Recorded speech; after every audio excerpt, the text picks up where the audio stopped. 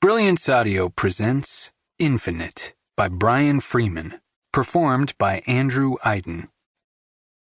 We're very sorry for your loss, Mr. Moran, the cop told me as he handed me a white foam cup filled with coffee.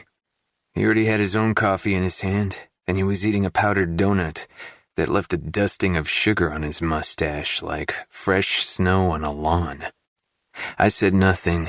I felt dazed and numb, as if I were in a coma from which I wasn't sure I would ever awaken.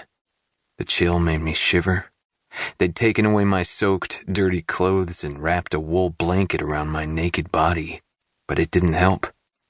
A policewoman who lived nearby had offered to wash and dry my clothes and bring them back to me before morning. The deep cuts on my arms and legs had been disinfected and bandaged, but I felt a stinging pain regardless.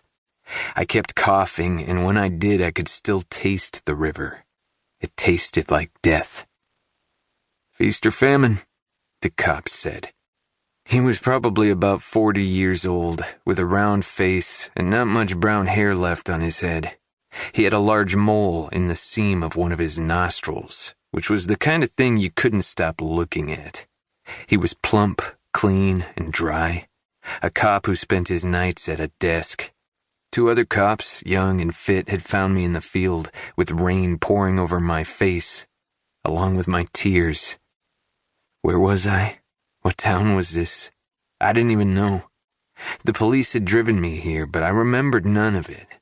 I only remembered shouting Carly's name as they dragged me away. She was still down there in the water.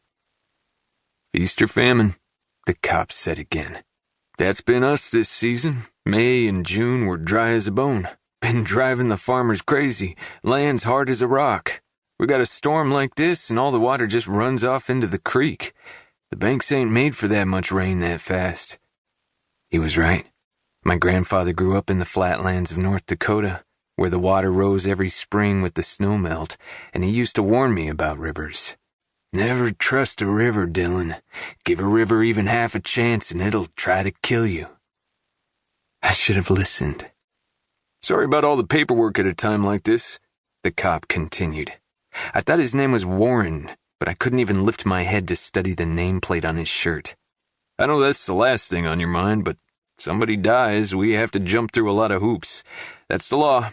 Like I say, I'm really sorry." "Thank you." I barely recognized my voice. It didn't even sound like me. "Can you tell me your wife's name again?" "Carly Chance." "You and she didn't have the same last name?"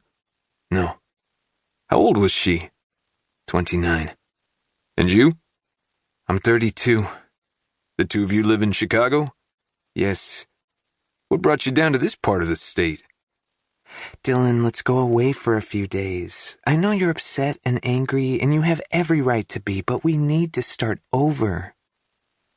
"I'm sorry. What did you say?" "I said, why were you down in this part of the state?" "We took a weekend away from the city," I replied. "A friend of Carly's has a place in Big Neck." "What do you do in Chicago, Mr. Moran?" "I'm the events manager for the LaSalle Plaza Hotel." "And your wife?" "She works for her mother.